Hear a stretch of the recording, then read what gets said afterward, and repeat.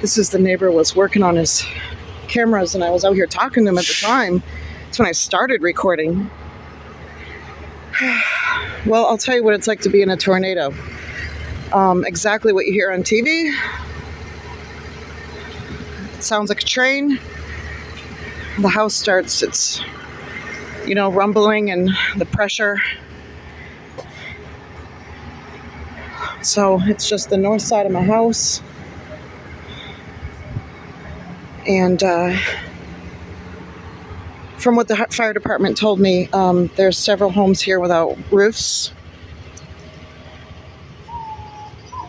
The only thing I naturally started to do was pray while I was in my pantry. And I had enough time to grab a cell phone to call 911. And I had enough time to run in my daughter's